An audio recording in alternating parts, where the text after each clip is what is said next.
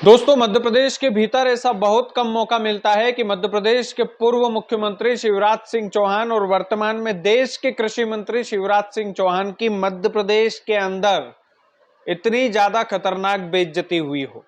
मध्य प्रदेश के भीतर उनके घर के सामने राजधानी भोपाल में मध्य प्रदेश के पूर्व मुख्यमंत्री शिवराज सिंह चौहान की ये जो बेइज्जती हुई है, ये इंटरनेशनल बेइज्जती है दोस्तों। और ये बेइज्जती किसानों ने की है। जिस कृषि मंत्री को कुर्सी पर बैठाने वाला मध्य प्रदेश का किसान है, जो शिवराज सिंह चौहान मध्य प्रदेश की जनता के भरोसे इतने बड़े नेता बने हैं, जो मध्य प्रदेश की धरा से जुड़े हुए शिवराज सिंह चौहान इतना इमोशनल रखते हैं मध्य प्रदेश के किसानों के साथ अपना कनेक्शन, तो फिर वो मध्य प्रदेश के किसानों को दुखी कैसे देख सकते हैं। मध्य प्रदेश का किसान आज संकट में है और देश के कृषि मंत्री की कुर्सी पर बैठे हैं शिवराज सिंह चौहान, लेकिन उस संकट से वो मध्य प्रदेश के किसान को उभार क्यों नहीं पा रहे हैं। दरअसल कुछ हेडलाइन मैं आपको दिखाना चाहता हूं।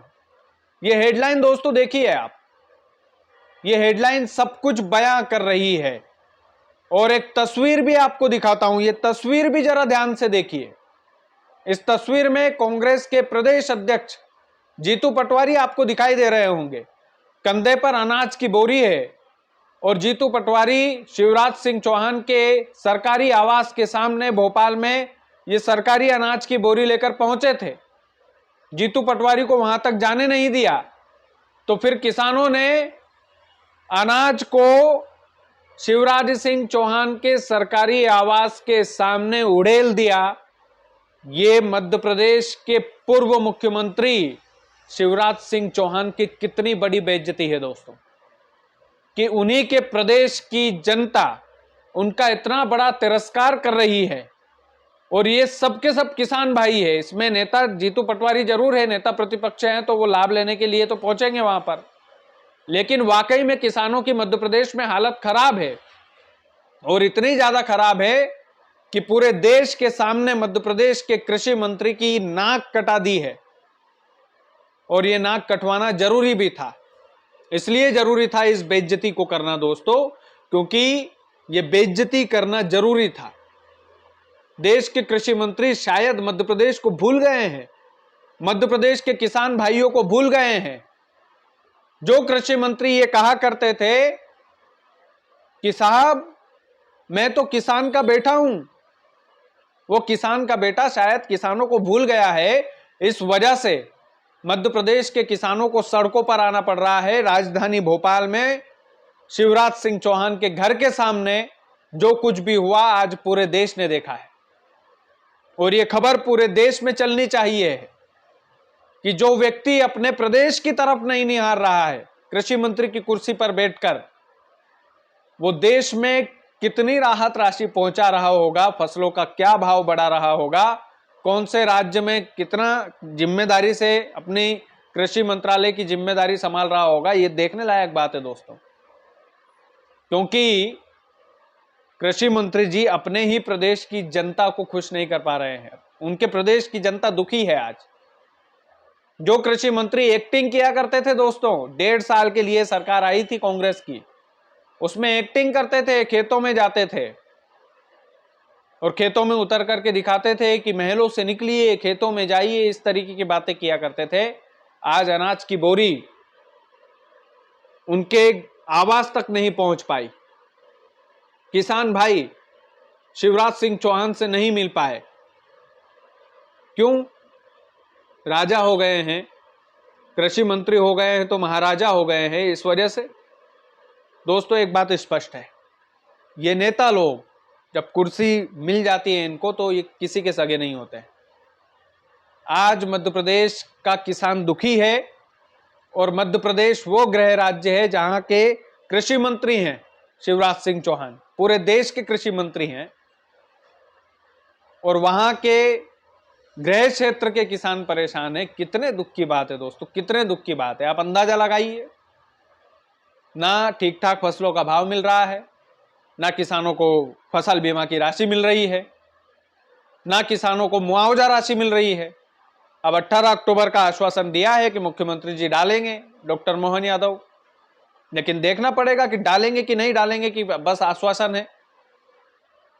जरूरी है देखना। किसान भाइयों देखो, जो व्यक्ति आपको उसके सरकारी आवास में जाने की इजाजत नहीं दे रहा है, उस व्यक्ति को आपने चुन करके कितनी ही बार तो मुख्यमंत्री बनाया, और आज देश के कृषि मंत्री के पद पर आसीन होकर भी किसानों की कोई इज्जत नहीं है। मध्य प्रदेश के किसानों की सुनवाई नहीं हो रही है।